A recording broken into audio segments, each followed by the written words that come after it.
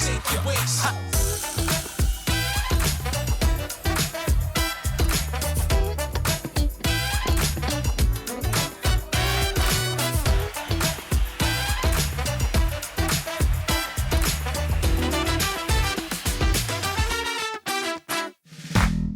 Welcome back to Twist of Fate, a podcast that's going to help you find your inspiration to make your entrepreneurial dreams come true.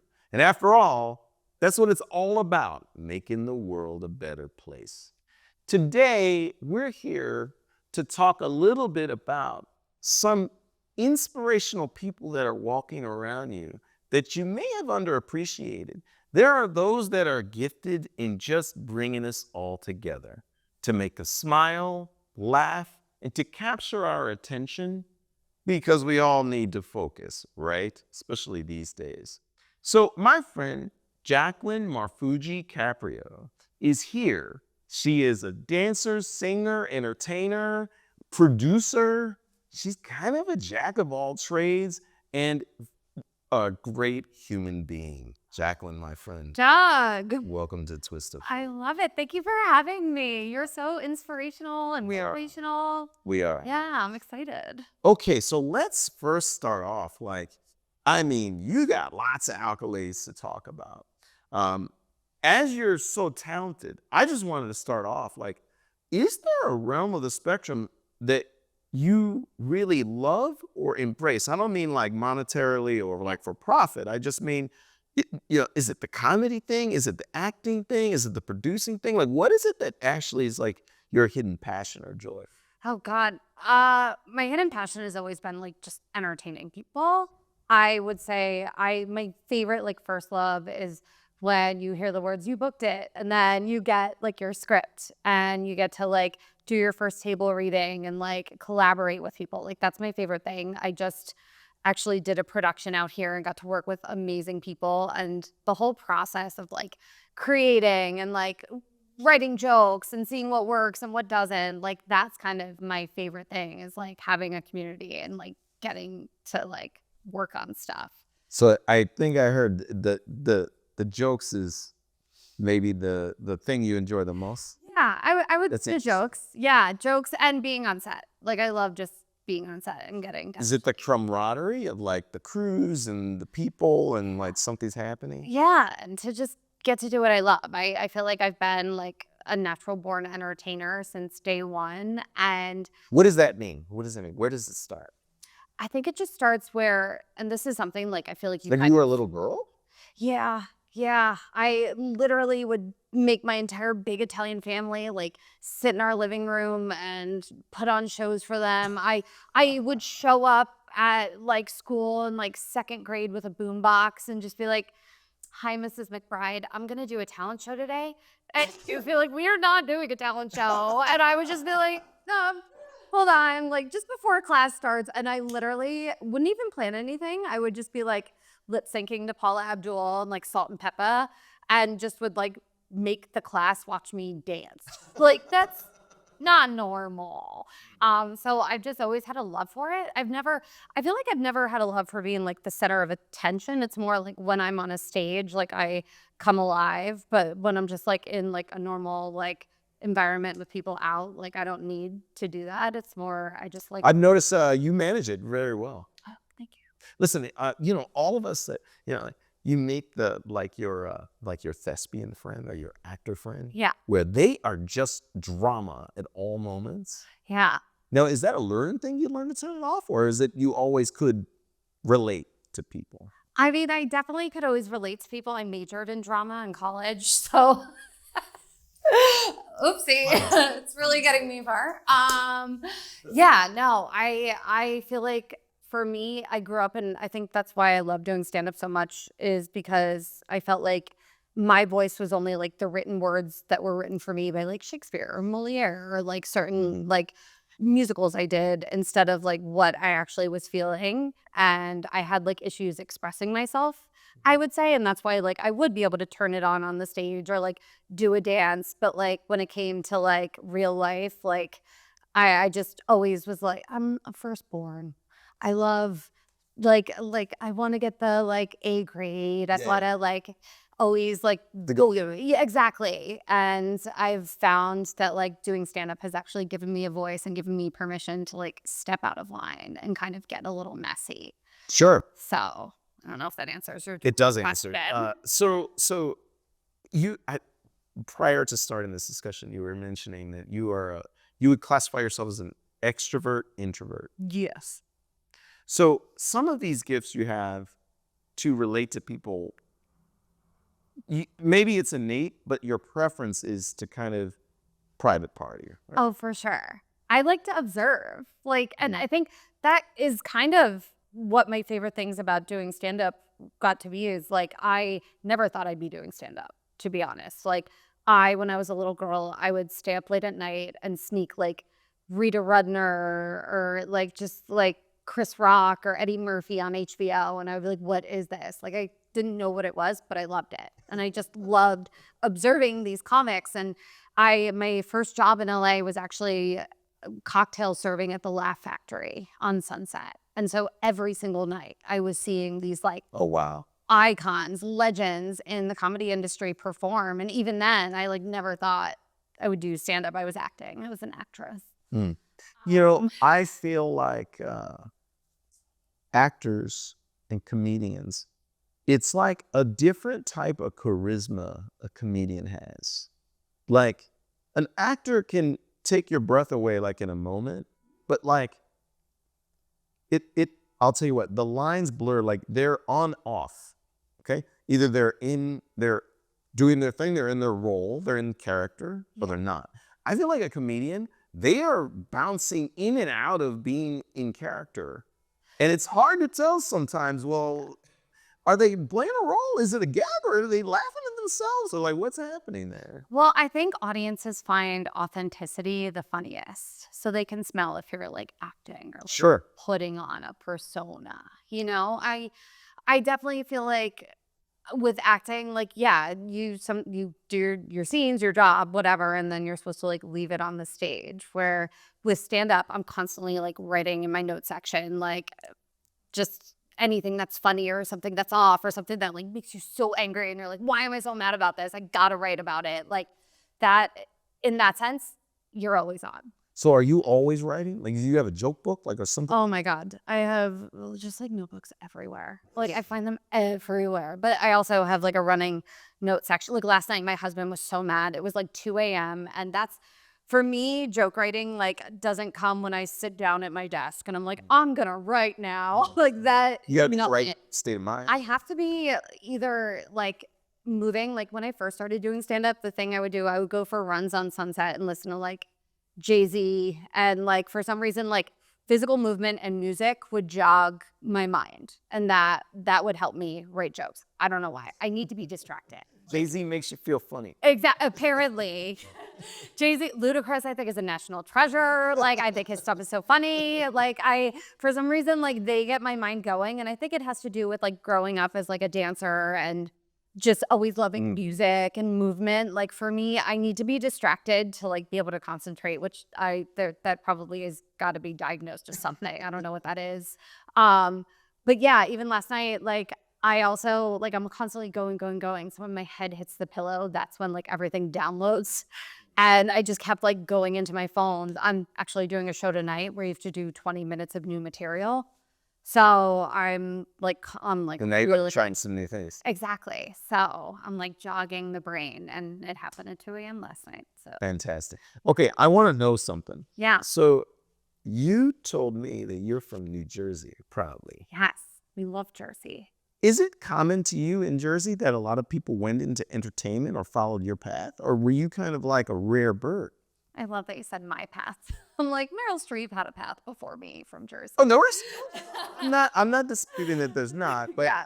I don't know. I just feel, look, I bet you a lot of people get over there, like, go get a job and like, don't necessarily do what you love. And Oh, totally. I feel like Jersey, because we're so close to New York City, like there is such a respect and celebration of the arts, Sure. and it trickles down to Jersey. And I mean, I used to sneak into the city. I would tell my parents I was going to like a friend's house and I would just take the train in to go to like Broadway Dance Center and take classes or like take an acting class, like, which is weird. Like sneak into the city to like go to a club, like not to like take a dance class.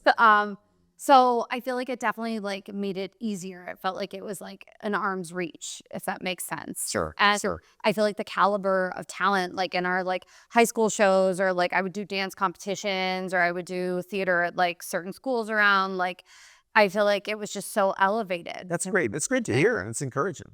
So if I have entertainers out there breaking the fourth wall, maybe you want to think about New Jersey as a place to go. You know, you think New York and LA, but guess what? New Jersey. Yeah. Little New Jersey transit train away.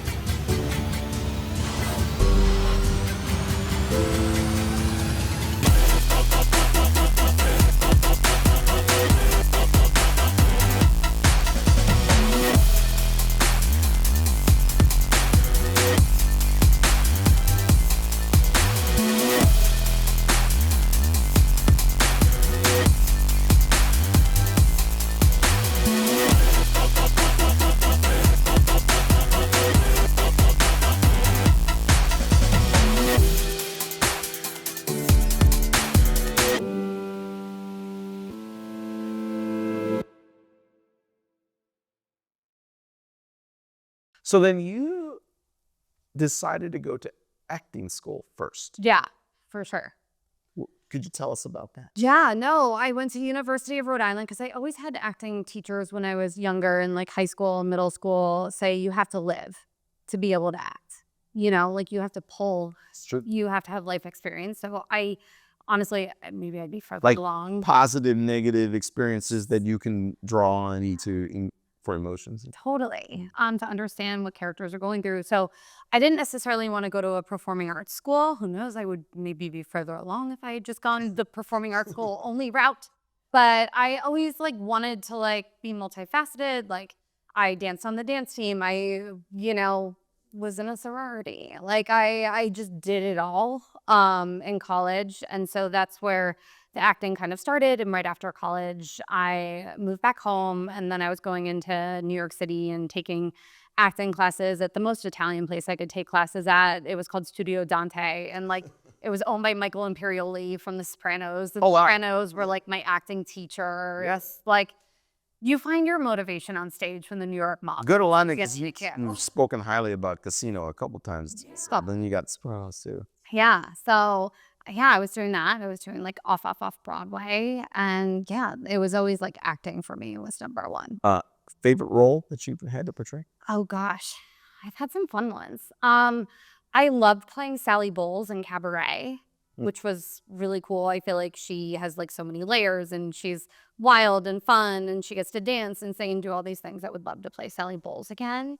I also played a detective in a movie called A Wise Guy Christmas.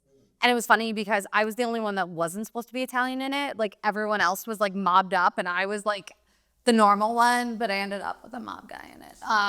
So you were very happy about that? Yeah, totally. I was like, this feels right. This tracks. Least favorite role? Oh God. Like just a chore. I don't know if I have a least favorite role.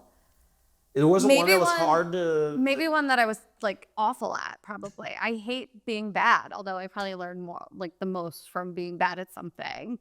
I don't think I have any like... I was going to say, have you been in a situation that somebody said you need to improve or that's bad? Yeah.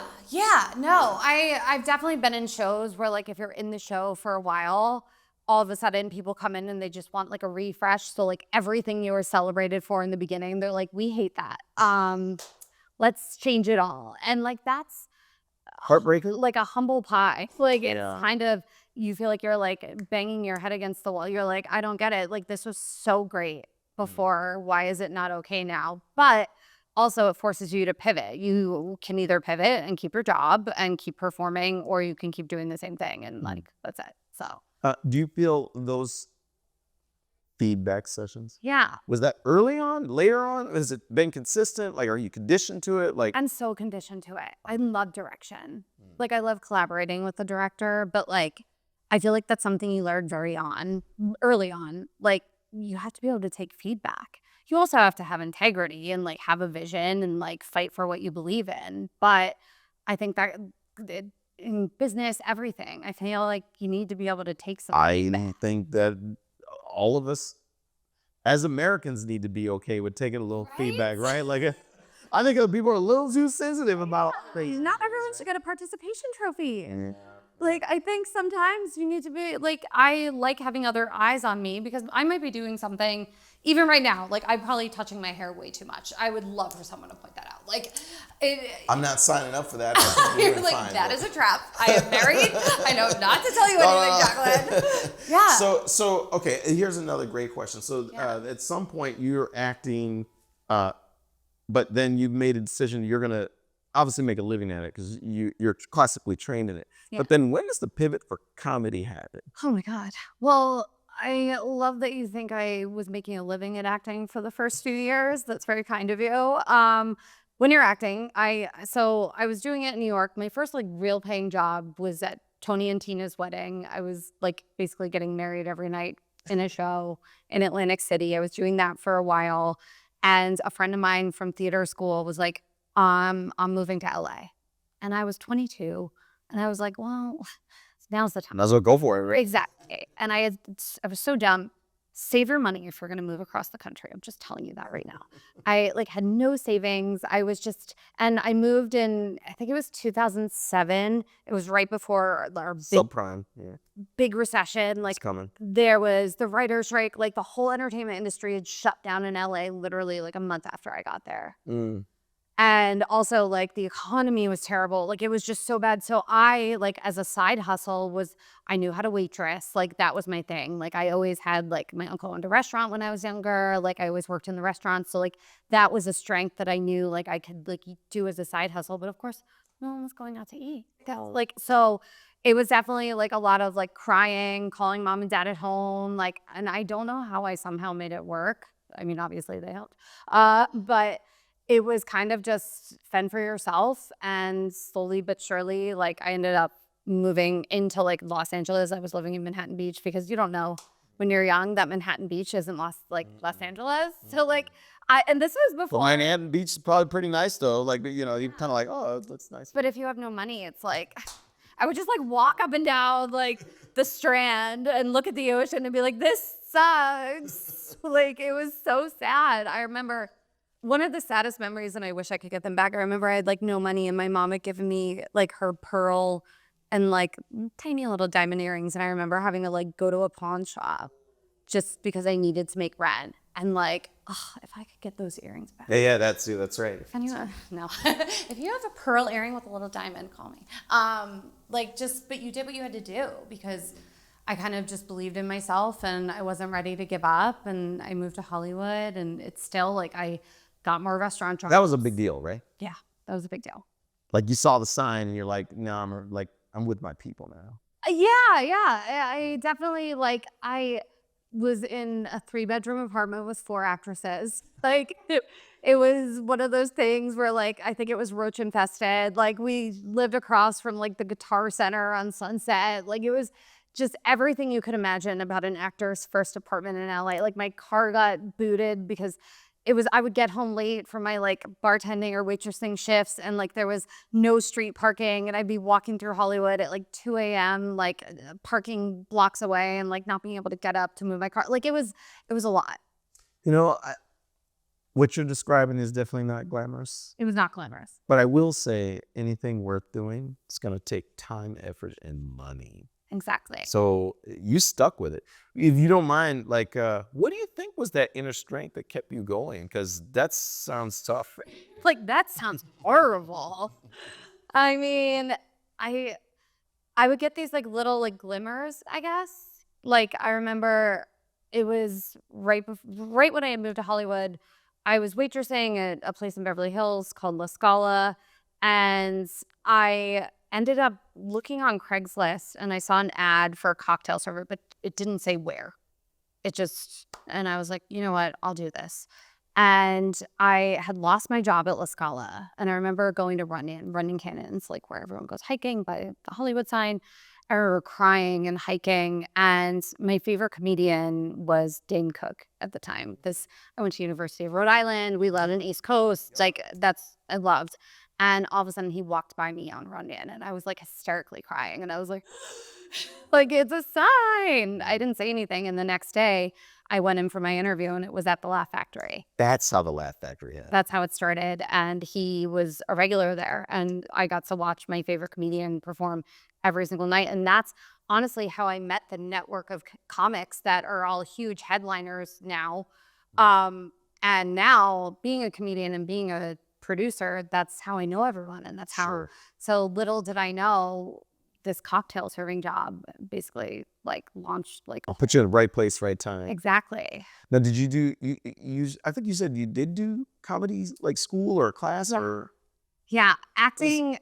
I mean, honestly, at the time that I was in LA, it was when I moved there, the hills were on. Like everyone was just like really skinny and blonde and like a Nepo baby before Nepo babies was a term. Like it was just everyone had money and like we were all like going out and partying. Like I was like, I think at that point when I was working at the Laugh Factory, like I found a crew of girls. We thought doing bottle service at Ledoux nightclub would make us like actresses. Like, you know how it is. You're thinking networking, don't do that. Like going out at night is not going to get you like your start and all.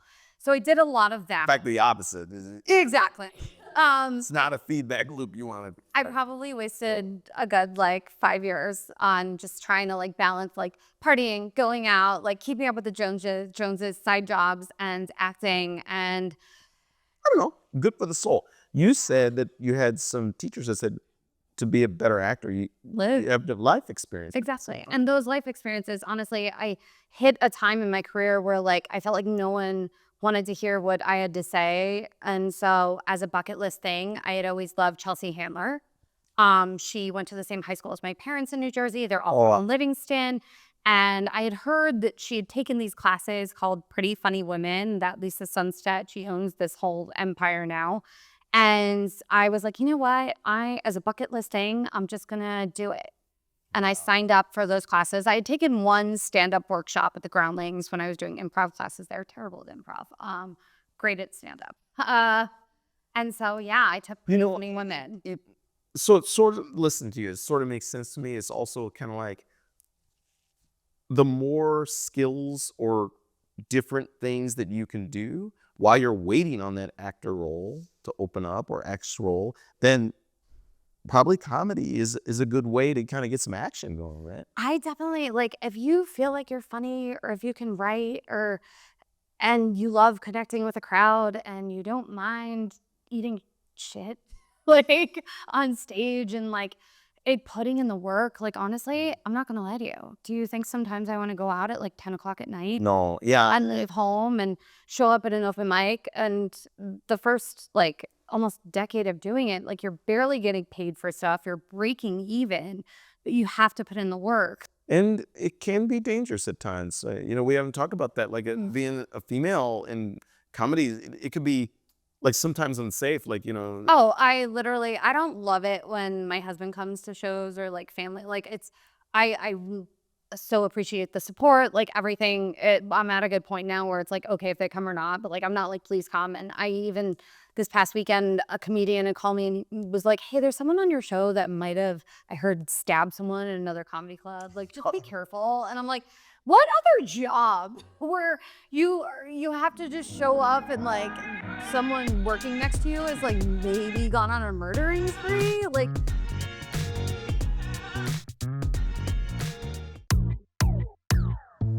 AI is a very interesting topic. The real American way is to embrace change.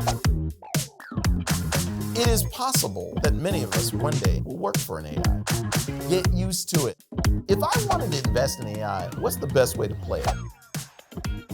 I don't know if you checked out the AI Drake is a better lyricist than the real Drake. Would you go to an AI church congregation? AI is coming, whether you like it or not. Invest in it. Get jobs in it. Embrace the change. So I was like, Tommy, you don't have plans tonight. You're going to come with me. You're coming to work with me. You know? So like, yeah, it is scary. Like I hate, it kind of feels like, especially when you're going to like a new venue or a new place, it's like the first day of school over and over again. Yeah. Which is kind of tough. And Well, I think maybe these are some grounds that the industry needs to improve, because we might have more female comics if we can have a safer environment for them to practice their art. Totally. I think like the scariest, I mean, obviously there's some predators in comedy. There are in many industries, but even just like walking to your car by yourself late at night, like there's so many times, like even where we are now, like I'll do shows and then it's midnight and I'm like, well, I guess I'm going to walk to my car in an unlit parking lot by myself. Great. You know, like there's stuff like that. But You can laugh about it. yeah, you carry mace. I box. I don't know. Yeah. So yeah, there's that. But At what point did you start to have to, so you're developing these skills yeah. and you're getting opportunities, but like to kick it to another gear, I assume it had to turn to agents and like you have to be represented and, you know, were you nervous about that? Like, because some people get abused and like they're not treated well, or was it just like, oh no, I want that, you know, I have to do that?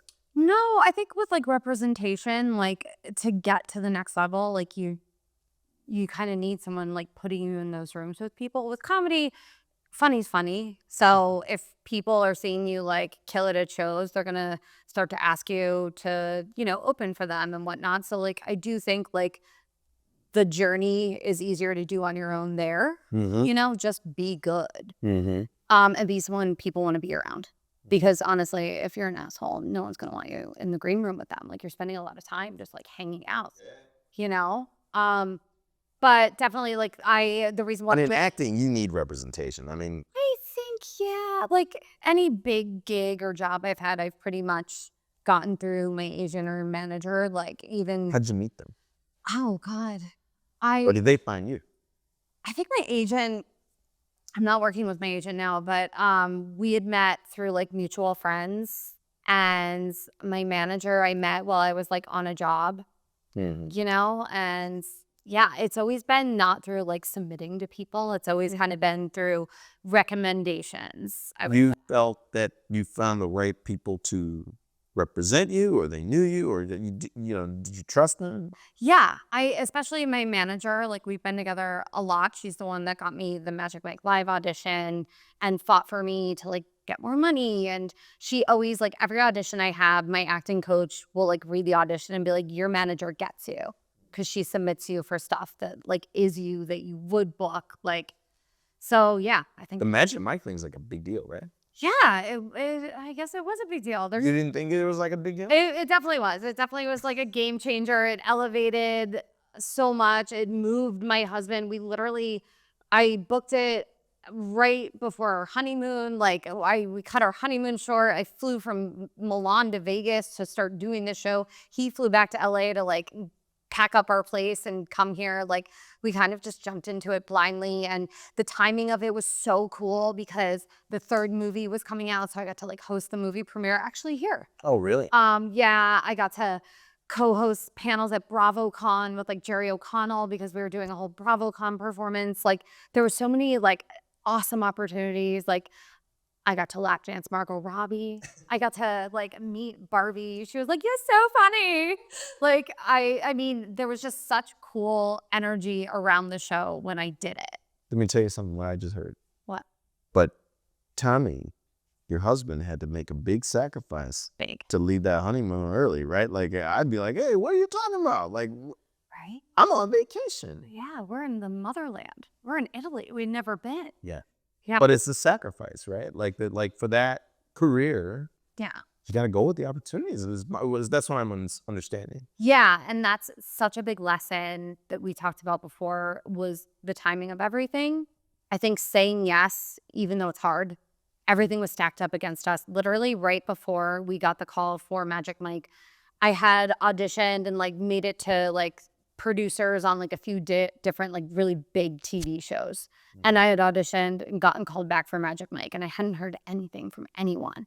And I was just at that point where I was like, I think we're good. I think we should move back to Jersey and make babies and just like, that's it. And then the next day. Really? You wanted an off-ramp? Yeah. Or you were considering an off-ramp? It was like the lowest of like lows I had been with like acting. Like when you're going in for like Yellowstone, for Sylvester Stallone show, for Channing Tatum show, like, and you're making it almost to the finish line. And like, I had been in LA for 15 years at this point, and I was like, we were like in the middle of COVID. Like, yeah, I'd done all the survival jobs. I was like, I can't do it anymore. Like you needed a break, maybe. Exactly. And I feel like the universe, not to get all like woo-woo, was like, no. And I think when you're like ready to surrender and just be like, I can't do this anymore, then something happens. Something happens. I mean, literally, I just went through that. Like I stopped working at Magic Mike in like end of August of this year. And it was like a really tough time to like, we live in Vegas, and that was my identity. Everyone introduced me as the MC of Magic Mike. And I'm like, it was so much more than that. You know, our schedule was crazy. Like there was a month straight where I was the only MC there. And you felt it was limiting in some way? Like it put you in a box or like a... Yeah. It was the coolest box to be in. Yeah. I mean, you know, and I would never like give back that experience for anything. But I think... Did you tell your agent that? Yeah, like we definitely had talks where I was like, I feel like I had written a script. I had other stuff that I like wanted to do. I basically put stand up on like a back burner for 2 years. I would do like one show every 3 months because your schedule was so grueling. Like doing Magic Mike, and I'm grateful for like my dance training, my theater training, because you had to be so disciplined. Like we had 3 shows on Saturdays. Like there was 4 weeks straight where I think I was doing 11 shows a week. And like also it's a grind. It's a grind, and it's great. The money's great. Not great, but like it's a steady paycheck. Yeah. It's health insurance. Yeah. But also I just gotten married, and I was leaving my husband 6 nights a week. Yeah.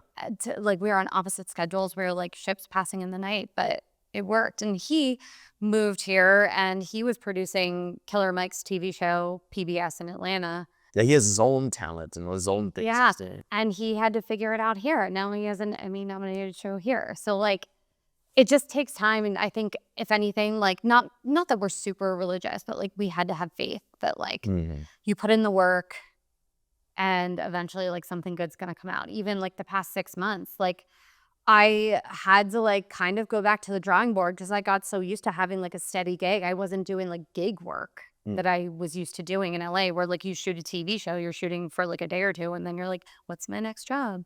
Yeah. Where I had 2-year contracts at Magic. You know, I want to break the fourth wall and talk to the audience on this one. Yeah. Look, we live in a time that the divorce rate in this country is probably higher than we all like. But what you're hearing here is a couple fighting for growth together. And, you know, there's a lot of strain and stress that goes with it, but that they're moving in this similar direction. And for a lot of you out there, you want some marital advice from Doug? Yeah, it's going to take 2 and a lot of strain and stress for you to get to a good end goal together, right? So kudos to you. You got to tell your hubby, like, give him a big hug because he's doing a good job, and you are too. Aw. Thank you. Yeah, I agree with that. So let's talk about your transition, which I view in the entertainment world, from being an actor or comedian, which is like, to producing. Yeah. Because now that's starting to get into leadership. Like there's stakes, there's expectations, I'm assuming it's a side of the game that you didn't really appreciate earlier on, but then now you're doing. Creating opportunities for other people and things like that. Oh, totally. Did you always want to be a producer, or? No, I didn't. Like, I'm grateful that they made us, like, for a Bachelor of Fine Arts degree in theater, I had to take, like, stage management. You had to do, like, behind the scenes stuff, and that taught us so much. And, like, those skills that I The learned. business behind The it, right? business mind, and that's something that I feel like needs to be taught business-wise to, like, kids in schools. Like, no one was teaching us how to balance a bank account or, like, anything, and, like, my brain is like, "Math, ew." But, like, I'm just, like, gross. And so, like, producing, like, we're hiring photographers, we're hiring, like, videographers, we're hiring comics, like, we're having to budget certain things, like, it's just, like, a whole other side of it, and having to, like, book people on shows and work out schedules, like, it honestly, I think, helps me as an actor and a comedian so much because you're seeing the other side of it. I know how to respond to people. I am very, like, on it when it comes to, like, can you do this show or not? I'm like, it'll help this person out so much if I respond right away. But No. how do you make that transition? How do you become a producer from your perspective? You just kind of jump in. It kind of just happened where, and I think this happens with a lot of actors when it comes to, like, creating movies, TV shows, because you want to work more and what you want to do isn't out there. So you got to create your space, And I think that happens with business, like a startup. Like, you're like, I have a passion about this. No one's giving me money to do it. I'm going to figure it out. And it's kind of like that with our, like, Holy Cannoli comedy show. Like, Do you have to fundraise for that? we don't, I mean, it's a lot of, like, putting in my own money. You as a business person, what do you recommend? Because I am, like, breaking even right now, and we know we're about to start doing merch and hopefully touring more and, like, creating a podcast and creating these outlets to, like, make more money. But right now we're paying photographers, comics, people, graphic artists and everything. I mean, I'm running. I have a simple answer for you. This is easier than you think. It goes straight to your strengths. Look, I talk about at university, network every day of your life. This comes naturally for you. Yeah. I think you know many of the players that they have people that have funded their projects in the past. You need to ask who was funding their projects, and then you can start to get some introductions. I love that. I feel like there's, like, such, like, unspoken, like, rules where you're, like, not supposed to, like, ask how anyone does anything, but yet, like, that's how I break my stuff. So you're hitting on some things in my area. Like this okay, Twist of Fate, one of the pillars of why I'm doing this. We want to inspire, educate, and if anything, try to make people understand that you can't just go through life living it. You got to go through life thinking about it. Yeah. And, with Twist of Fate, like you mentioned the money thing. Financial literacy is something that a lot of people don't want to talk about in America. Yeah. That's part of the reason the majority of Americans are still living in debt. But a lot of people don't understand, a lot of businesses are in debt for the same reason.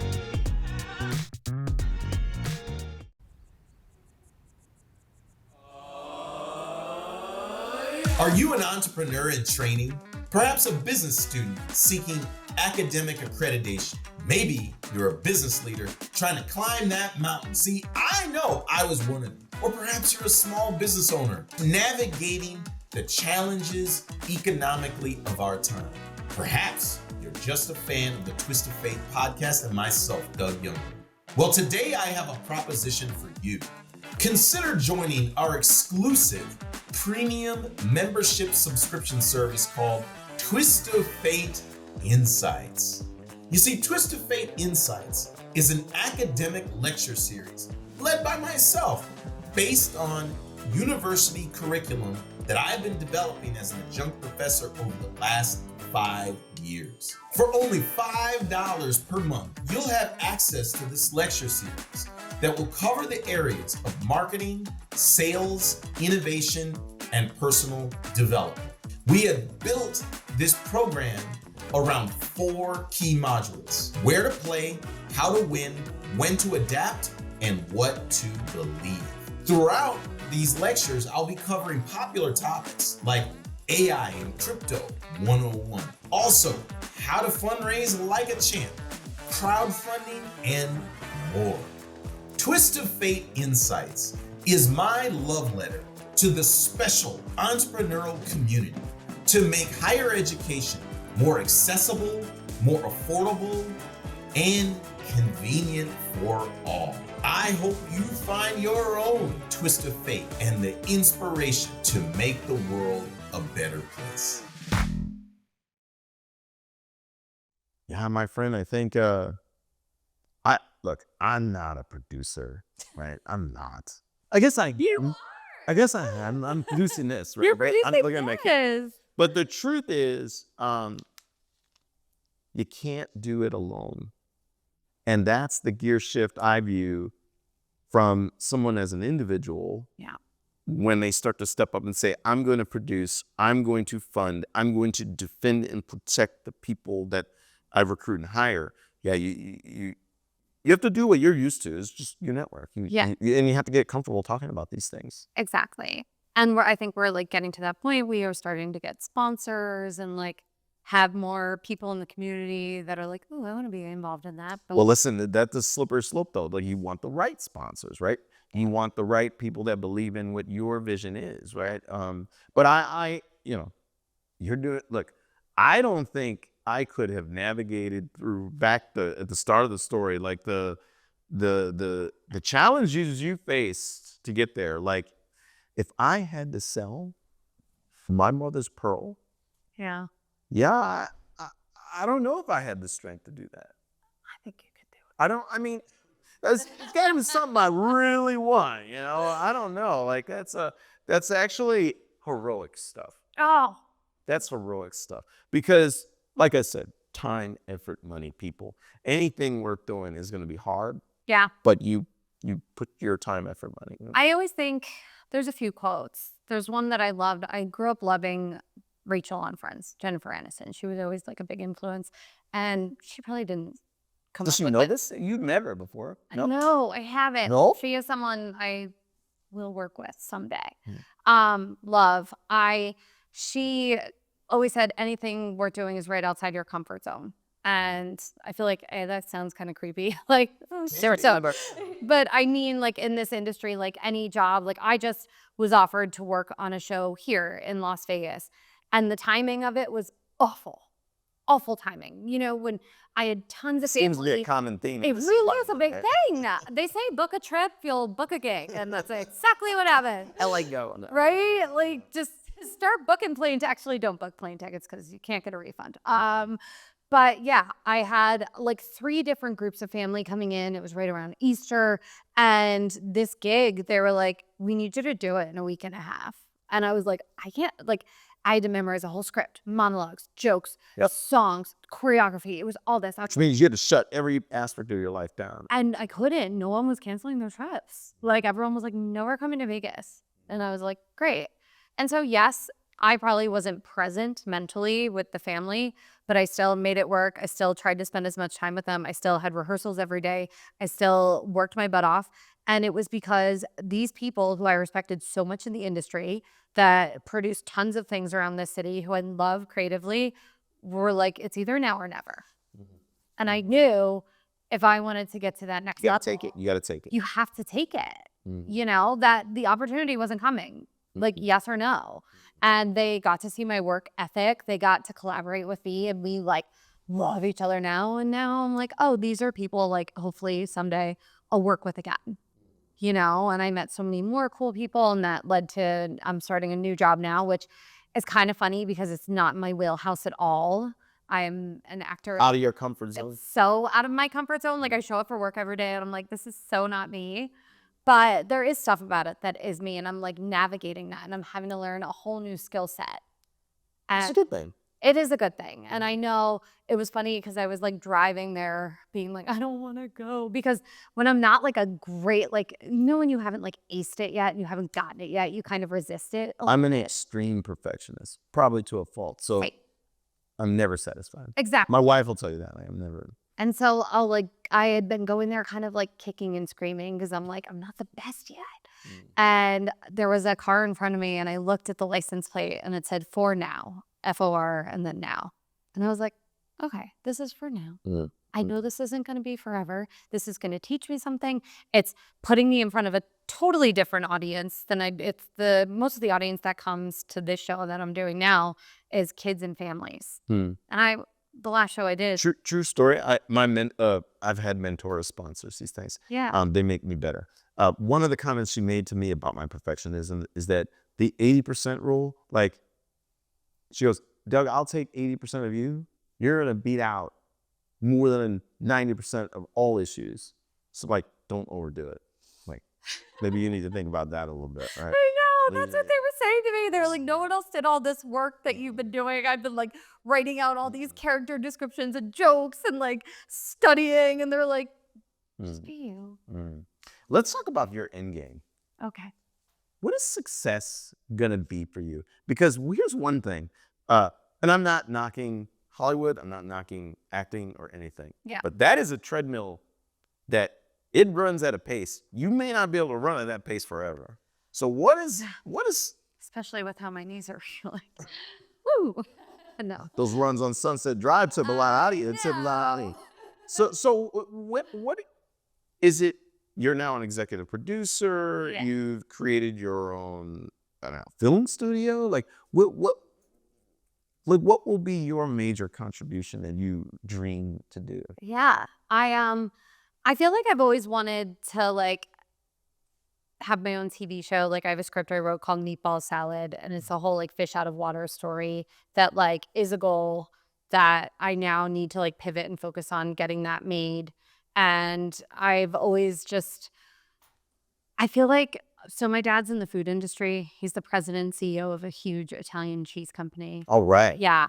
And I've watched him. He's worked with, like, every Italian food company there is. Like, he is, like, a legend in the food industry.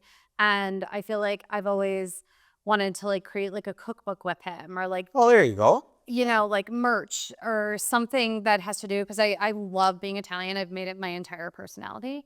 And so I want to branch off and do other stuff. Like, I would love to have, a cookbook. I would love to be able to, like, help the Italian community. Like, we just worked with the Italian American Club. I do a lot of shows with Italian Americans. Like, I'd love to branch off and actually have, like, a brand that's not just, like, performing. But this is what I want to understand. What is stopping you from doing that? I mean, look, that's not, you don't need to take a sunset jog on that. Like, these things are maybe more achievable than even getting these acting and amazing accomplishments you've done now. Yeah. I mean, maybe you just got to do them. I do. Yeah, you're right. I guess I'm just trying to, like, build, like, even right now, and I don't know if you've encountered this in your industry. I feel like so much is about, like, having a massive following now. Like, no one wants to book you on anything unless, like, you're at 1 million followers. Like, I have an opinion on it. I would love to hear your I have an opinion on it. So many. Listen, when I asked you what the end game is, one, you didn't say money. Two, you didn't say infamy or fame. Yeah. You actually chose, like, a collaboration with your father, potentially. Yeah. Or you actually chose things that are passions that, to me, don't sound like work. They sound like, these are like love letters to your community, or like your script, which I would love to see you do something like that. Yeah. So to me, I think our society has gotten a little too obsessed with clicks. Clout, clicks. It's look, it actually, literally, I had a conversation with my team last night. Yeah. That I said, it's not about creating content that is trendy. It's not about creating content that is clicky. It's about doing things that we set the trend. Yeah. And to do that, you have to be authentic and genuine. And at the end of the day, this is another one of my every day of your life, create value every day of your life.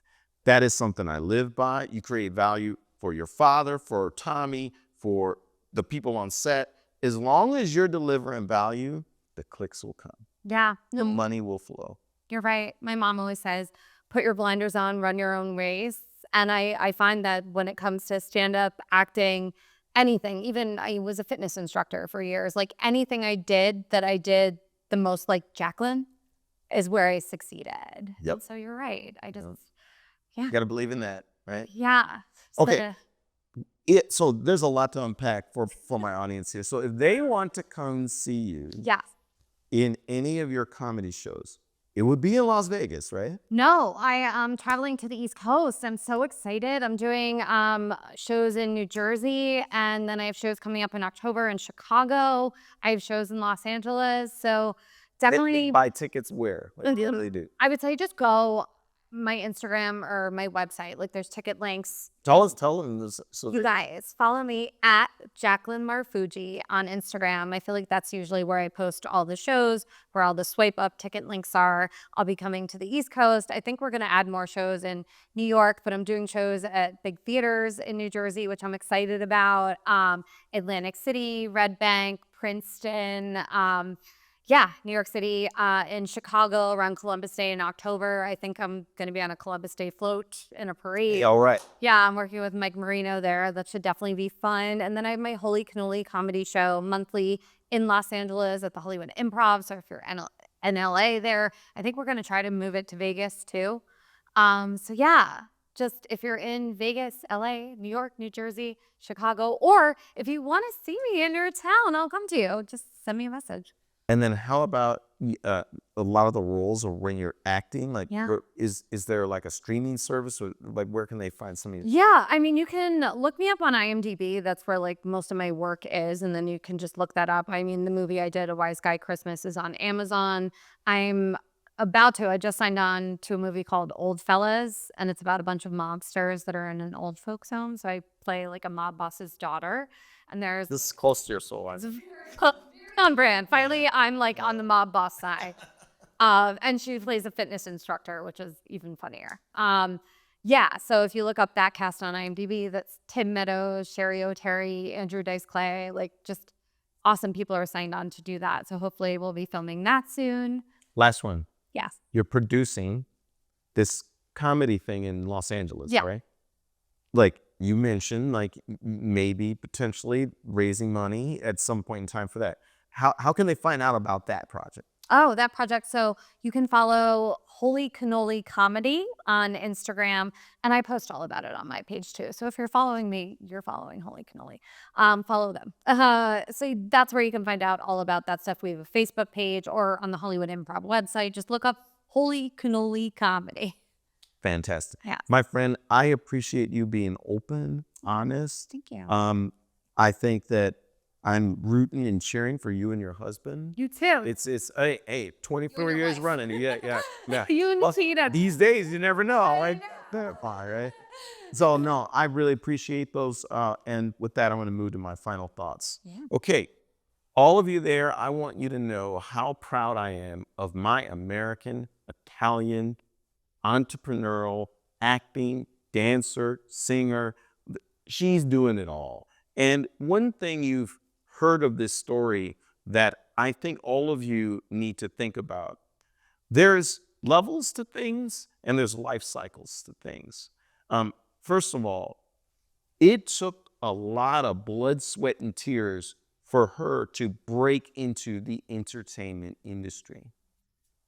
That is humbling and exhilarating at the same time. And many of you may be experiencing this similar feedback loop. But you have to believe, keyword, that our guest shared, that it's going to work out, and that maybe the universe at that last second, at that last bad thing that happens, things may work themselves out. It's going to take a lot of optimism. I, as her, American Black brother, look, for me to have started a Silicon Valley marketing agency as a Clevelander, it took a lot of optimism, blood, sweat, and tears, stress and strain with my wife. But all of these pursuits are worth doing because all of us are part of these great American entrepreneurial tales. If you like this content, share, like, subscribe. We're trying to get these stories out to you to help us make this world a better place. With that, I'll see you on the next Twist of Fate. Twist of Fate is hosted by Doug Younger. It's produced by Julian Sepulveda and Zachary Davis at Mode of Motion Advertising and Film. Special thanks to all of our Patreon members. And if you want to be a part of our growing community, join our Patreon and get access to bonus material, Twist of Fate merch, and more. If you enjoyed this episode, please like the video, comment, and subscribe. Thanks for listening.